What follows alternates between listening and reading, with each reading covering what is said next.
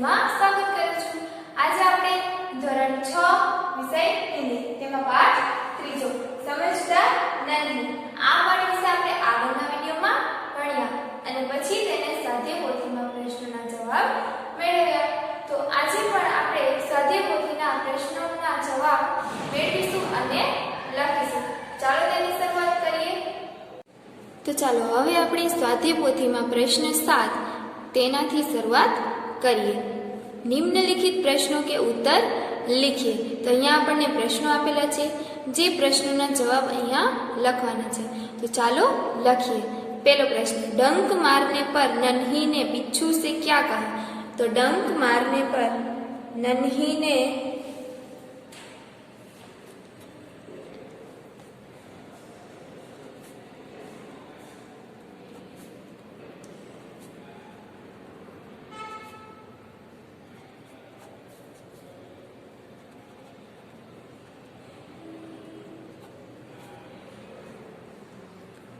कहा कि मैंने तुम्हें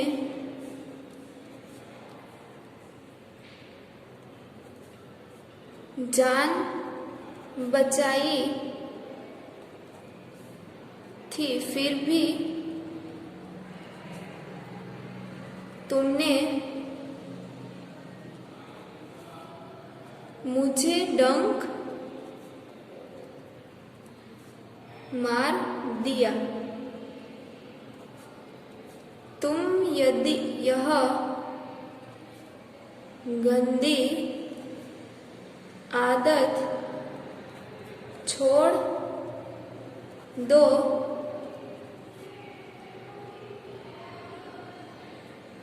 यदि तुम इसे नहीं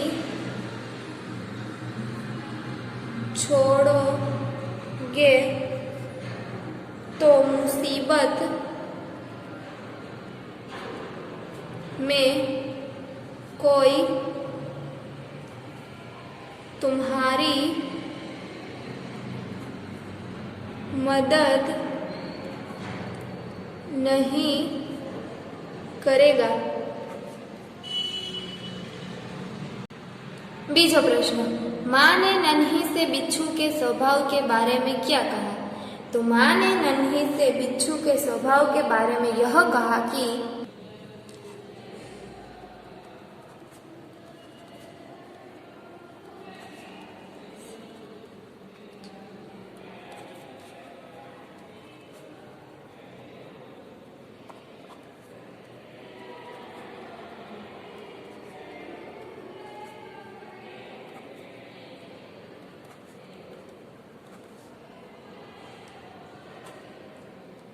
बिच्छू अपनी आदत का गुलाम है, उसे चाहे कितनी बार बचाया जाए वह बार बार डंक मारता रहेगा। तो माँ ने बिच्छू से स्वभाव के बारे में यह कहा। हवे आपणे त्रीजो प्रश्न, बिच्छू को पछतावा क्यों हुआ? नन्ही ने बिच्छू के साथ भलाई की थी, फिर भी बिच्छू ने डंक मारने की आदत नहीं छोड़ी।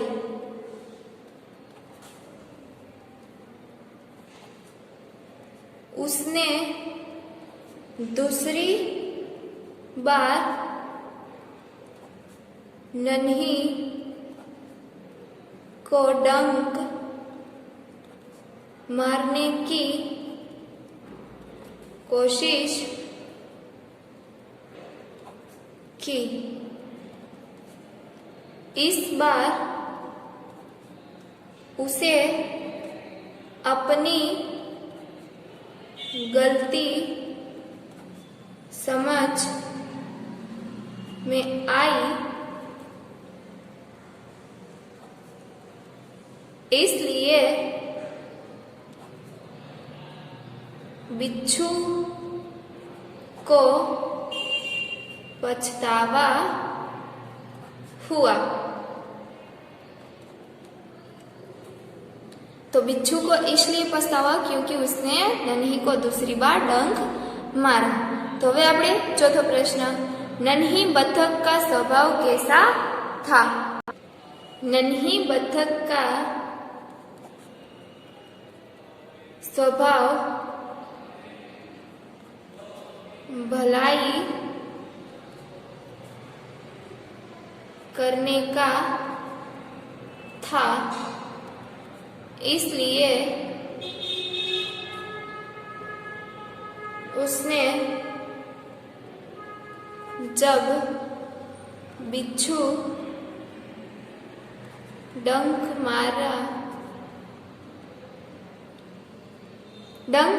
मारने की दूसरी बार कोशिश की, तब उसने अपनी भलाई से बिच्छू को भी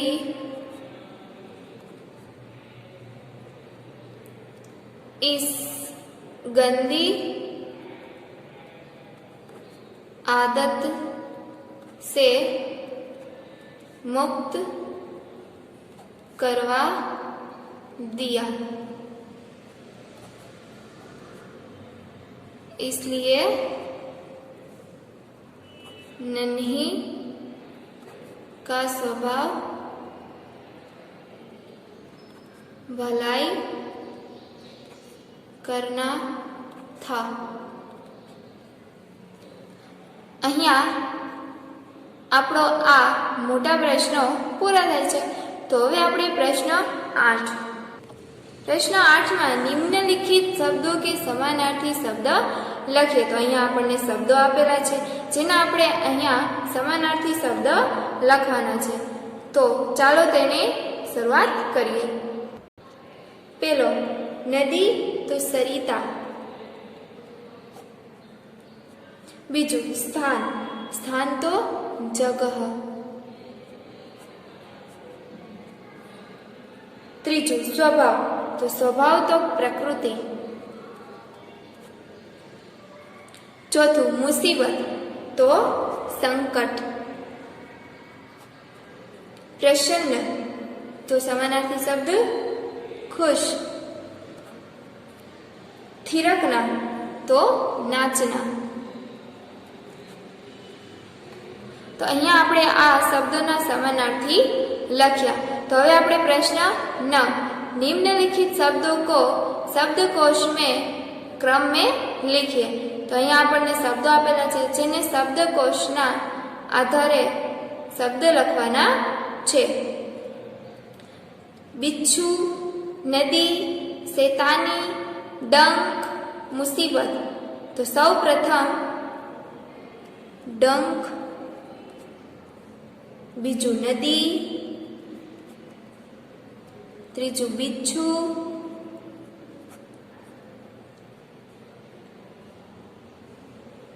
चौथु मुसीबत, 5 शैतानी। तो अहींया आपणे आ शब्दोने शब्दकोशना क्रममां लख्या। तो हवे आपणे આગળનો પ્રશ્ન જોઈએ। प्रश्न 10, निम्नलिखित वाक्यों में उचित विराम चिन्ह का प्रयोग करके वाक्य फिर से लिखिए। तो अहींया आपणे आ वाक्य ए विराम चिन्ह प्रयोग कर्या वगर ज आपेला छे। આ વાક્ય આપણે વાંચીએ પછી તેને વિરામ ચિહ્નો પ્રયોગ કરીને તે વાક્ય ફરીથી લખીશું. પેલો, બિચ્છુ બોલા નહીં બહન આ તુમ જીત ગઈ. તો આ વાક્યમાં આપણે સળંગ વાંચ્યા કારણ કે અહીંયા વિરામ ચિહ્નો આપેલા નથી. તો હવે આપણે વિરામ ચિહ્નનો પ્રયોગ કરીને આ વાક્ય ફરીથી બનાવીએ. બિચ્છુ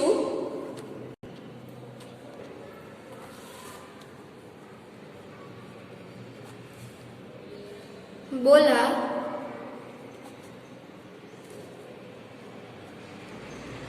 नन्ही बहन आज तुम जीत गई.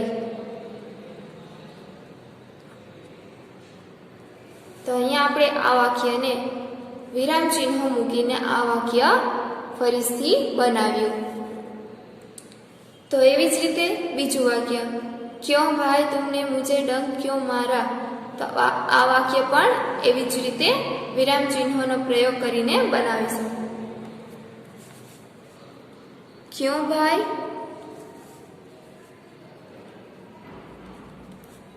तुमने मुझे डंक क्यों मारा.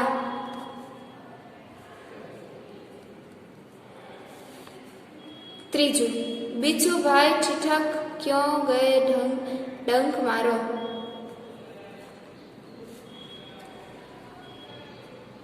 बिच्छू भाई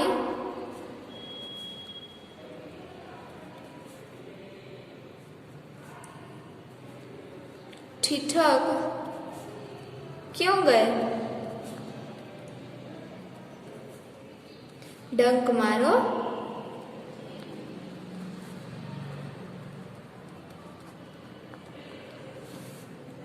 चौथुं, भलाई करना मेरा स्वभाव है. તેને આપણે વિરામ ચિહ્ન મૂકીને બનાવીએ. ભલાઈ करना मेरा स्वभाव है. 5, बहन मुझे बचा लो. तो एनो विराम चिन्ह नो उपयोग करिए. बहन मुझे बचा लो. तो अहींया आपणे आ वाक्यने विराम चिन्हों मूकीने अहींया फरीथी वाक्य बनाव्या. तो हवे आपणे प्रश्न 11, निम्नलिखित मुहावरे को अर्थ लिखकर उनका वाक्य में प्रयोग कीजिए. तो अहींया आपणे मुहावरो आपेलो छे तेनो अर्थ लखीशुं पछी तेना वाक्य लखीशुं. तो पहेलो प्रश्न, अनसुनी करना.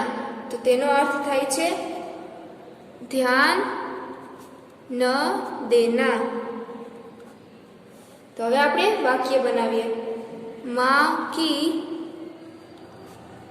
बात अनसुनी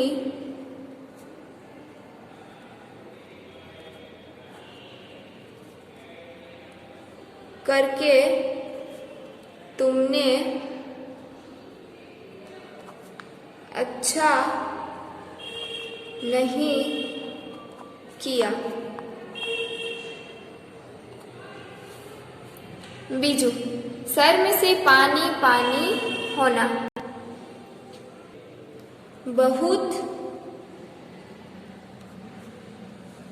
लज्जित होना. तो હવે આપણે વાક્ય બનાવીએ. ચોરી पकड़ी जाने पर नौकर शर्म से पानी पानी हो गया. હવે આપણે ત્રીજો મુહાવરો, રાહ દિખાના. તેનો અર્થ થાય છે રાસ્તા दिखाना। तो હવે આપણે વાક્ય બનાવીએ। संत ने डाकू को भलाई की राह दिखाई।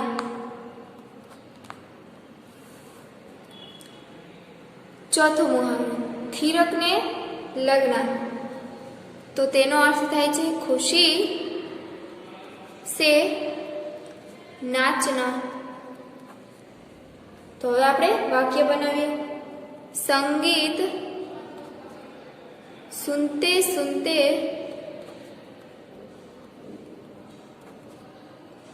लोग थिरकने लगे। तो अहींया आपणे आ मुहावराना अर्थ अने तेना वाक्यो लख्या। तो अहींया आपणुं आ समझदार नन्ही स्वाध्याय पोथीमां पाठ पूरो थाय छे।